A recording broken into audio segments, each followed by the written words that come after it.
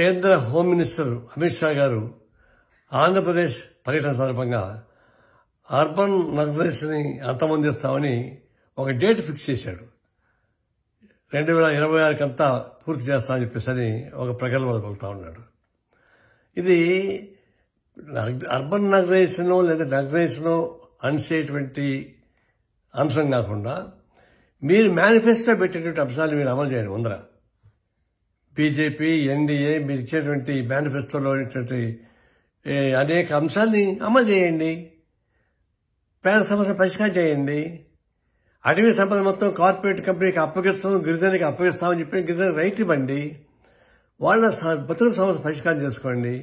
అవేమి చేయకుండా మీరంతా మంట కల్పిస్తూ అటవీ సంపద మొత్తం కార్పొరేట్ కంపెనీస్కి అప్పగిస్తూ గిరిజనులను ఊచకోత కోస్తూ రక్షణ కల్పించకుండా చేసి పేదరికాన్ని నిర్మూలించకుండా చేయకపోగా కార్పొరేట్ కంపెనీ లాభాలు పెంచి పోషిస్తా ఉన్నారు.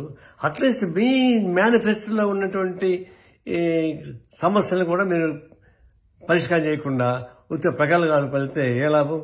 గడ్డిని పైన మీరు నరికేయవచ్చు, కానీ మొదళ్ళు ఉంటాయి. మొదళ్ళే అసలు వామపక్షాలు కానీ నక్సలైట్లు కానీ ఎవరైనా చేసేటువంటి సమస్యలు. అవి పరిష్కారం చేయకుండా మీరు ఏ ప్రగల్భాలు పలినా కూడా కేవలం శుష్క వాగ్దానాలు అవుతాయి తప్ప ఇంకోటి కానీ కాదు. ఇదంతా వాగాడమనం తప్ప చేసి చేత కాదు.